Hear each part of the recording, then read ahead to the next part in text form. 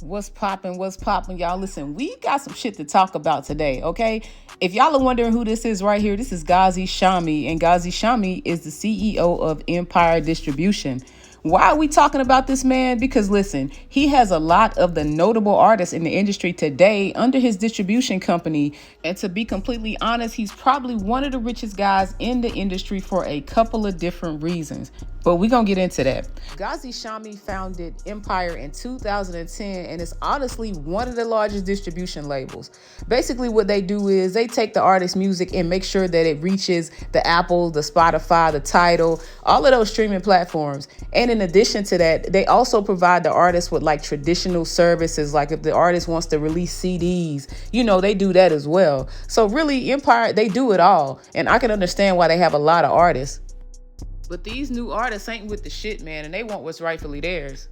Getting a distribution deal, man, has proven to be the better route for independent artists who still own their masters, all right? Because essentially, you know what I'm saying? They don't have to deal with having a record deal and having a record company tell them what they can and can't do with the music, but they can still get it out just like they, would if they was an artist on the label. Their music is still able to reach the fans, right? All right, so throughout hip-hop history, there have been accounts of some of these artists blowing the whistles on these record companies because what they're doing is getting life insurance policies on the artist and placing themselves as the beneficiary. Is that not crazy, y'all? Man, if y'all remember Bushwick Bill of the Ghetto Boys in 1998, he had a spat with his record label, Rap-A-Lot Records. And in this lawsuit that he filed, he claimed that they got an insurance policy on him and placed themselves as the beneficiary. Now, I don't know about you, man, but it's starting to look like to me that the artists are worth more dead than alive to these record labels.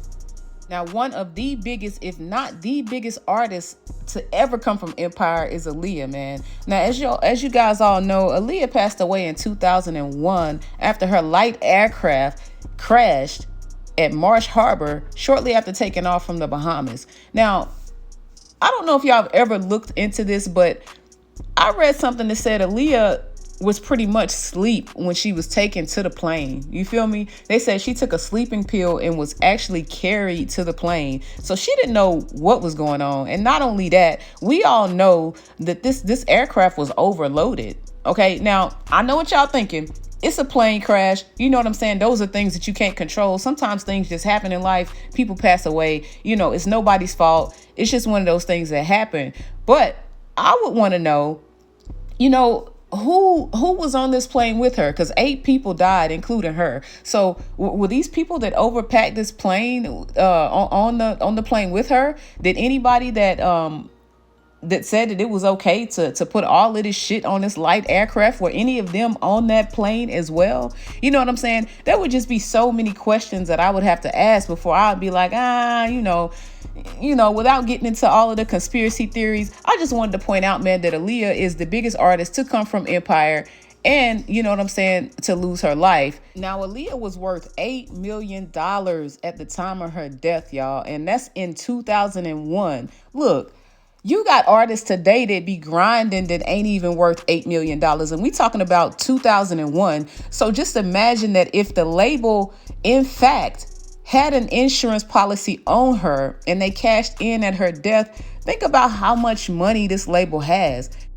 All right, now XXXtentacion was also another artist that was signed to the Empire label. Okay, he was an independent artist who owned his masters, and he was gunned down in Florida, where he was from, in his car, y'all.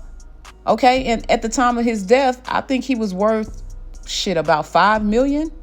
But come on, y'all, this is becoming like a trend. All right, let's look at King Von, a Chicago-born rapper that was gunned down outside of an Atlanta hookah lounge.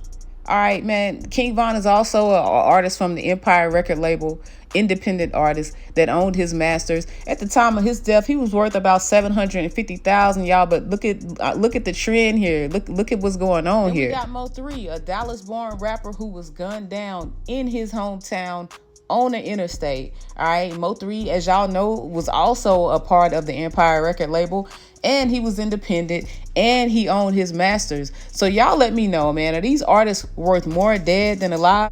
And the recent passing of Dolph, man, has brought on a lot of emotions and a lot of anger for a lot of people, because we starting to look at this. And I'm not saying, you know what I'm saying, that the industry is on some bull.